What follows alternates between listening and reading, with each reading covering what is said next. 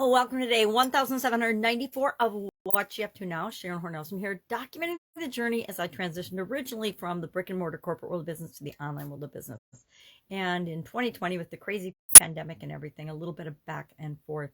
And I believe for a long time that we should have more than one stream of income in our life. When I was working in corporate America, I always had a business or more than one business on the side. I always had different things that I was doing in addition to my corporate jobs. Now, once I left corporate America, I focused full time on different businesses, different business endeavors, different industries, been involved in lots of different industries, at least 27 offline. And I've literally lost count of how many different businesses and industries I've been involved in online. There've been so many. I guess I could sit down, I could look at a spreadsheet and figure it all out. But I haven't made that a priority yet because it's not a priority. So today we're talking about, I've created 2 pieces of content every day, 2 live videos. Why live video? Because live video works for me and my lifestyle. I am visually challenged. I like to call it visually challenged, legally blind, visually challenged. And so I have to find ways to keep moving my life forward that work for me. Doesn't work for everybody. Definitely wasn't comfortable when I first started doing it. But now I'm pretty comfortable. And do people like it? Do people hate it? Yep. Every which way but loose, right? But guess what? That's their opinion. And I take that feedback with a grain of salt, and then I do with it what I can. But sometimes there's things that I don't personally have the ability to impact or affect, just like we all have our own limitations. We have our own strengths, we have our own limitations and weaknesses, and we have to build on our strengths and minimize our weaknesses in every area and aspect of our life as we're becoming the best possible version of ourselves. That's what this year's challenge, the BU 365-day challenge, is all about. It's about doing one thing every day that improves us and moves us toward what we want to be, how we want to show up in the world, set the example for other people in the world.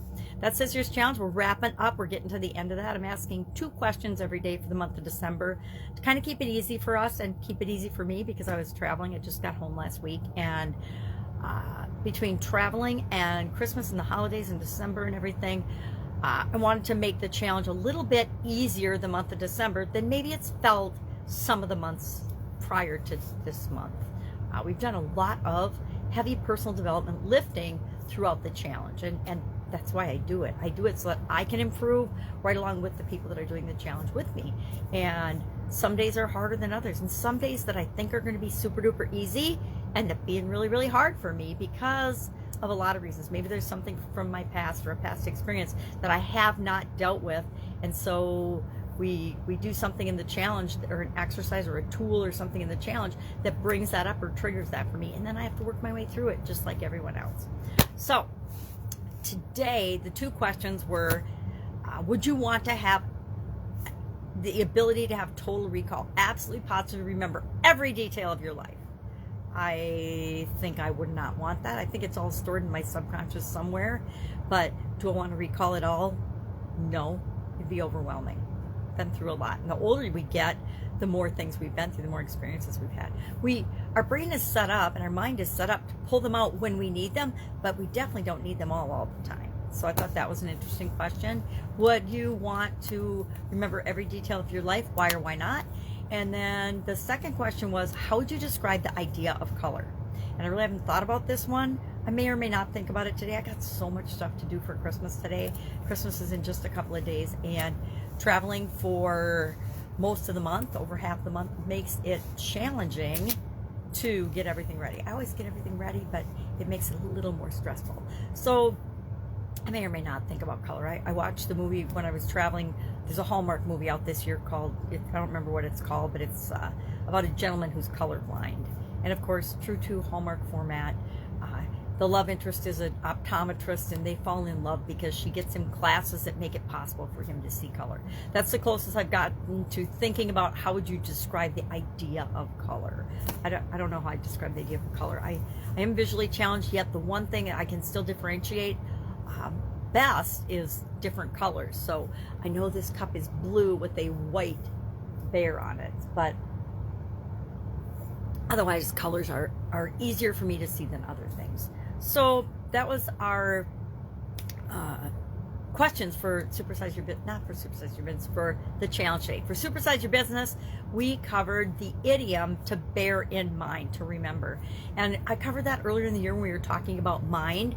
Keep in mind, bear in mind was, I think March 30th, we talked about that. And I shared 3 things that you want to bear in mind or keep in mind when you're growing and building and supersizing your business. So today I asked, what is most important to you to bear in mind or keep in mind when you're growing and building your business? Because it's really all about what drives you and what motivates you. And I shared that for me, it's my why. Why am I doing it? Why am I building it? Why am I showing up every day? Why am I doing anything that I do? And if I don't have a really good reason, I usually stop doing it. So what is your driver or motivator? Maybe it's the vision of what you're creating. Mine is the vision of what I'm creating, but then why is that important to me? Because it's different for each and every one of us. One of my favorite exercises, and we cover it in depth in the challenge at least once a month, is the 7 whys exercise. I used to know it as the 5 whys. I think I learned it probably from Tony Robbins or Jim Rohn or someone originally. And then Dean Graziosi, about, I think 2020, 2021 maybe, January, he did a video and training on the 7 whys. And I like him, was skeptical that, well, how would, I can't remember who he learned it from, probably in one of those big super duper expensive, 6-figure masterminds that he belongs to. And oh, excuse me, kicked my camera. Other people belong to as well. But I didn't believe it either. But when you ask 2 more whys, and sometimes you can ask 7, 8, 9, 10 whys to really get down to the core reason that you're doing something. And when it gets down to triggering the emotions, that's when you know you've got it. At least that's been my experience. But it really did make a difference. So go ahead, do the 5 why exercise, but don't be afraid to continue asking why to really get to the heart of your matter that you're trying to figure out. All right. If I can help you in any way, ask, hit me up. Otherwise, I will be with you tomorrow.